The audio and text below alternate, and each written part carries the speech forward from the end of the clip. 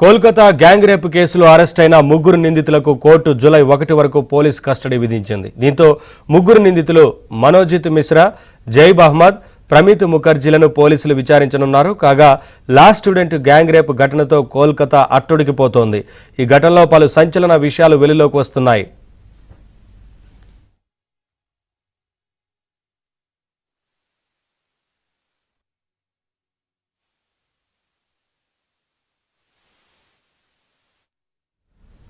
ఈ నెల 25న బాధితురాలు ఎగ్జామినేషన్ ఫామ్ నింపేందుకు వెళ్లగా అక్కడే మాటు వేసిన నిందితులు ఆమెను సెక్యూరిటీ గార్డ్ రూమ్లోకి బలవంతంగా తీసుకెళ్లారు. ఒకరి తర్వాత ఒకరు రేప్ చేస్తూ వీడియోలు చిత్రీకరించారు. తనను వదిలిపెట్టాలంటూ ప్రధాన నిందితుడి కాళ్లపై పడి వేడుకున్నా కనికరించకుండా అఘాయిత్యం చేశారు. బాధితురాలు ప్రతిఘటించడంతో హాకీ స్టిక్తో దాడి చేశారు. వాళ్లకు సహకరించకపోతే ఆమె బాయ్ ఫ్రెండ్ను చంపేస్తామని, తల్లిదండ్రుల్ని తప్పుడు కేసుల్లో ఇరికిస్తానంటూ బెదిరించారు.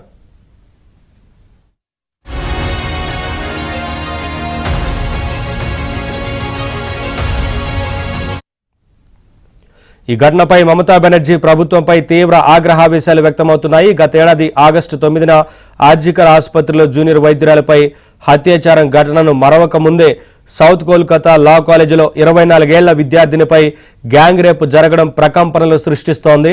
సంవత్సరం లోపు 2 దారుణమైన ఘటనలతో బెంగాల్లో మహిళల భద్రతపై ఆందోళనలు వ్యక్తమవుతున్నాయి. ముఖ్యంగా యూనివర్సిటీల క్యాంపస్లలో విద్యార్థినుల భద్రతపై ప్రశ్నలు తలెత్తుతున్నాయి. పైగా ఈ ఘటనలో ప్రధాన నిందితుడు మనోజిత్ మిశ్రా అధికార టీఎంసీ విద్యార్థి విభాగానికి చెందిన జనరల్ సెక్రటరీ కావడంతో మరింతగా ఆగ్రహావేశాలు పెల్లుబికుతున్నాయి. మమతా బెనర్జీ ప్రభుత్వంలో మహిళలకు భద్రత లేకుండా పోయిందంటూ ప్రతిపక్షాలు, విద్యార్థి సంఘాలు మండిపడుతున్నాయి. నిందితులను కఠినంగా శిక్షించాలంటూ డిమాండ్ చేస్తున్నాయి.